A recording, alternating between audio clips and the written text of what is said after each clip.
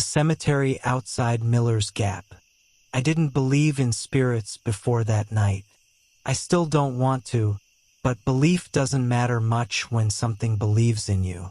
The town was called Miller's Gap, central U.S., somewhere between fields and nowhere. One blinking red light, a sheriff who locked his office at sunset, and a cemetery older than the asphalt road that cut past it. People said the ground out there never froze right in winter, said animals avoided it, said nothing grew straight. We were passing through on our way back from a job site. For dudes, early 20s, exhausted and bored. Tyler found the Ouija board at a thrift store earlier that day. Without box, just the board wrapped in yellowed plastic, letters worn thin like fingers had rubbed them raw.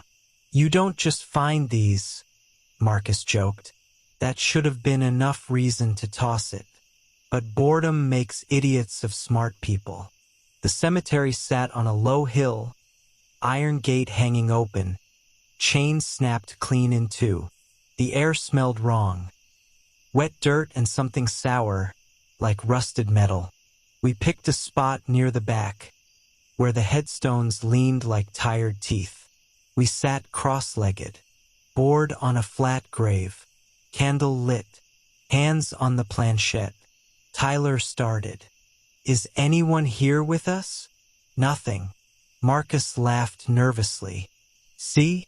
Just wood and cardboard. Then the candle flame bent sideways. Not flickering, leaning. The planchette slid. Slow. Heavy. Why, yes. None of us admitted to pushing it. Who are you? Jonah asked. The board hesitated, then moved faster, more certain. W-E-A-R-E. We, I said. The candle went out. That's when the sound started, the sound of people trying to breathe with lungs full of dirt. We should have ended it right then. Instead, Tyler asked the worst question you can ask anything you don't understand. What do you want? The planchette slammed to the board so hard it bit into our fingers. T-O-B-E-R-E-M-E-M-B-E-R-E-D. The ground beneath us shifted, subtle like a muscle tightening. Somewhere close, a headstone cracked. Marcus stood up. Nope. Game's over. The planchette moved on its own now. And oh, Jonah screamed when a hand brushed his ankle. Cold, slick, unmistakably human. He kicked free and ran. Tyler followed. I tried to stand. Something held my shoulders down. Not hands, weight.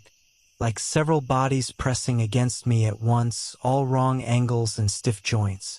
I heard whispers layered over each other. Stay. Finish. We're not done. I don't know how I broke free. I just remember running. Lungs burning. Gravel tearing my palms when I fell near the gate. Behind me, the cemetery wasn't quiet anymore. Tyler didn't make it out. The police said he fell into an open grave. Said animals got to him before morning. They wouldn't let us see what was left. Marcus vanished entirely. Sheriff shrugged. People leave town. Jonah shot himself 3 weeks later. No note. I was the only one left. That's when the torment started. First, it was small things. Dirt in my shoes no matter how often I cleaned them. Muddy footprints leading nowhere in my apartment. Whispers through the vents when I tried to sleep. Then the dreams. I'd wake up tasting soil.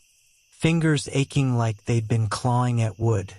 My phone filled with photos I never took. Close-ups of headstones. Cracked lips frozen mid-scream. My own face reflected in black glass. Every night at 12:01. Knocking. Sometimes 4 knocks. Sometimes dozens. I moved cities. Changed numbers. Threw the board into a river. Didn't matter. They weren't attached to the board. They were attached to me. They'd stand at the foot of my bed. Shapes just darker than the dark. Faces half-formed, mouths packed with dirt.